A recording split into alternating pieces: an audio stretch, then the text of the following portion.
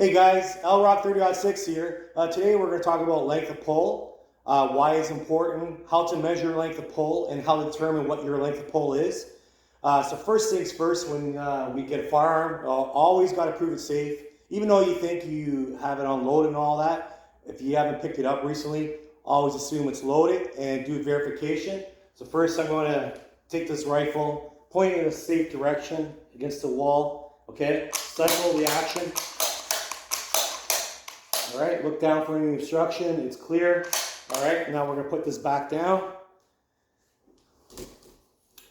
So first thing we're gonna talk about is how to measure length of pull. So basically, length of pull is the measurement from your trigger to your recoil pad in a straight line. So what we do is we take a measuring tape, go to your trigger, measure to the recoil pad. On here I got 14 inches. So 14 inches is a half inch more than your standard 13.5 inches. 13.5 inches is your average length of pull. So this is a half inch longer than your length of pull. So that's how you measure your length of pull. Now, secondly, we got to determine is what is my length of pull, or for you, what is your length of pull. So how you do that is you take your firearm, bring it up, square it up with your hand, square it up, roll it down at 90 degrees, have your elbow and your forearm at 90 degrees, and see where the butt pad is.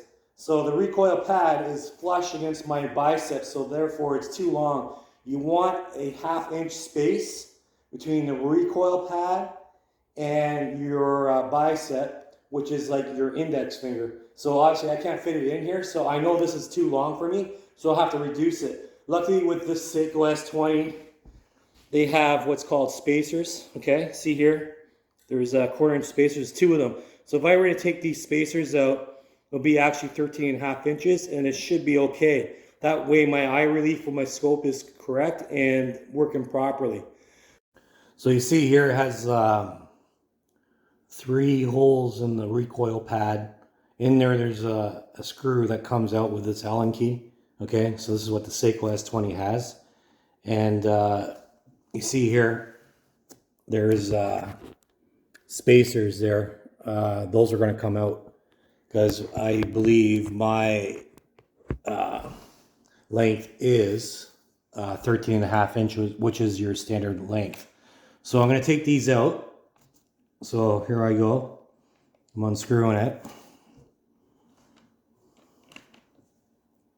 And this is what's nice about Sako S20 rifle. When they did this, they actually made it very versatile. You can actually change stocks on this rifle as well. It's interchangeable. So what I like about this is, like, if you're tall or anywhere from a standard length of pull or a taller person, the length of pull can be adjusted with these spacers, which I'm going to take out and show you in a minute. From 13.5 inches anywhere up to 14.5. Now what comes with it when you buy a standard purchase is comes anywhere from 13.5 inches to 14 inches, because it's the 2 pads it comes with, and it comes on the stock when you purchase it. If you want additional pads, you can buy 2 more, and it can take up to 4 pads, and it will lengthen your length of pull by another half inch up to 14.5 inches. So if you 14.25, 14 inch, you know, whatever, you can do that. So see these pads, they're going to come off, okay? So I took both of them off. Now I'm going to put this back on because I just need the pad itself onto the butt of the stock, okay? So it'll help if I put it up the right way. All right. So we put this on, okay? Screw it back in.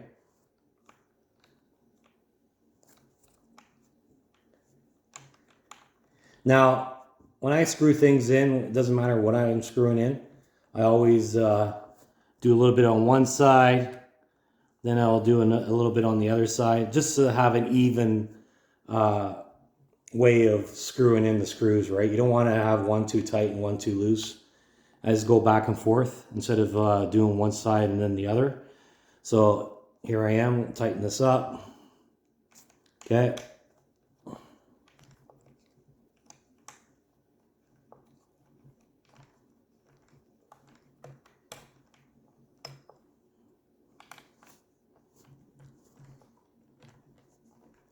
Now you want to make sure this is nice and snug when you put it back in.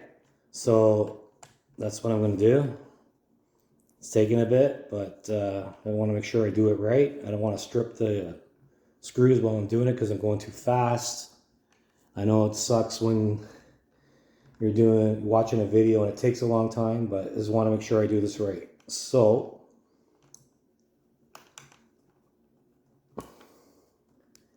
now it looks like it's butted up, but it's not. It still has a lot more to go in. Okay, so keep going.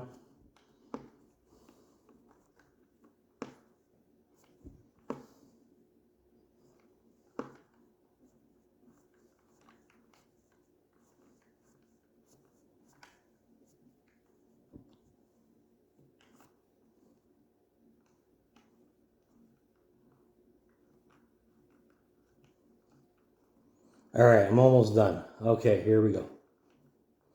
All right, that's tight. Now you don't want to do it too tight, just nice and snug.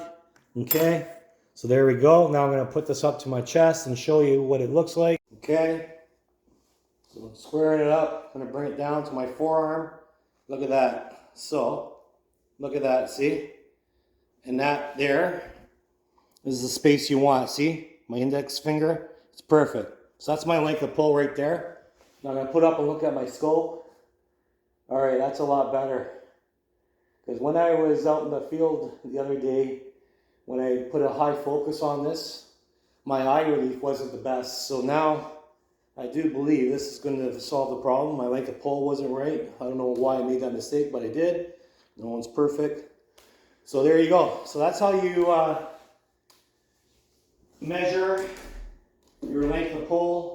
That's how you see what your length of pull is. And with an Sako S20, that's how you change the recoil pad to your length of pull. And that's what's great about this rifle. It's very versatile. It's not like when you buy other stocks, it's only a standard one size and that's it. So if it doesn't fit you, you can't buy it. This one here is very versatile and it's a great rifle.